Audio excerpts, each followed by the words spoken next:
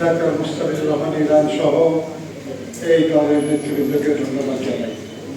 প্রিয় সাথীরা, সময় নাই, আমরা ইফতারের অত্যন্ত সন্নিকটে। আমি একটা শুধু বলতে চাই আপনাদের যে দেশনেত্রী বেগম খালেদা জিয়াকে অত্যন্ত অন্যায়, অত্যন্ত সুপরিকল্পিত ভাবে চক্রান্ত করে তাকে আজকে জেলখানায় আটকে রাখা হয়েছে। তিনি বসলেন, আর তাই তাকে মুক্ত করা আমাদের নৈতিক দায়িত্ব।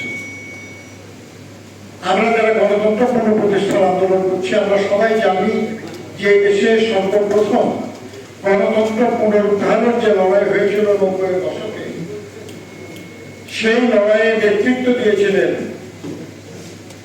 দেশনেত্রী বেগম খালেদা জিয়া। তার নেতৃত্বে আমরা 90-এর ছাত্র গণঅভ্যুত্থানে এই দেশে গণতন্ত্র পুনঃপ্রতিষ্ঠা করতে পেরেছিলাম এবং যার পুরস্কার তিনি পেয়েছিলেন 91-এ জনগণের ভোটে নির্বাচিত বাংলাদেশের প্রথম মহিলা প্রধানমন্ত্রী। কাজে গণতন্ত্র পুনরুদ্ধার লড়াই তার নেতৃত্ব আমাদের প্রয়োজন, সেই জন্য আমরা তার মুক্তি চাই। আমরা তার মুক্তি চাই কারণ বাংলাদেশ তো আজকে একটা দারুণ দুঃসময় অতিক্রম করছে, অর্থনৈতিক ভাবে নিঃস্ব হয়ে যাচ্ছে, ঋণের বোঝায় জর্জরিত দেশের জনগণ।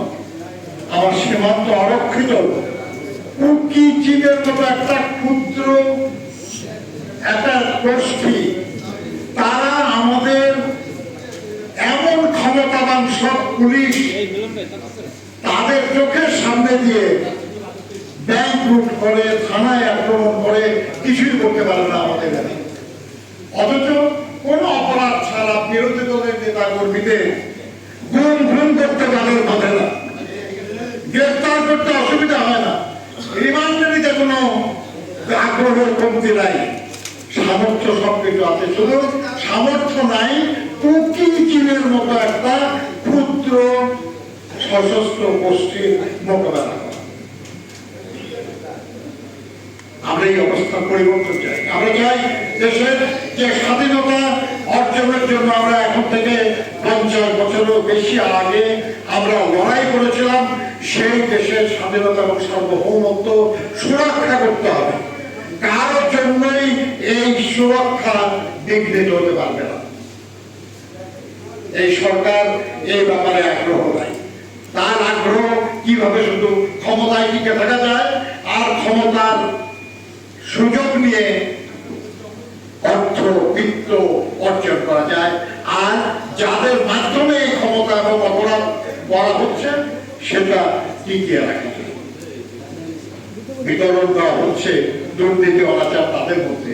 পত্রপত্রিকায় দেখছি হাজার হাজার কোটি টাকা সক্ষম। এই দেশটা কারো নিজস্ব সম্পত্তি না, এদেশ আমাদের সকলের। অতএব এই দেশটাকে বাঁচাতে হবে, আর বাঁচাতে হলে জনগণের ক্ষমতা জনগণের হাতে ফিরিয়ে আনতে হবে। আর সেই গণতন্ত্র ফিরিয়ে আনতে হলে দেশনেত্রী বেগম খালেদা জিয়ার নেতৃত্ব প্রয়োজন। আর সেই লক্ষ্যেই তার মুক্তি আরেকবার কামনা করে আমাদের সবাইকে ধন্যবাদ জানিয়ে আমার বক্তব্য শেষ করছি।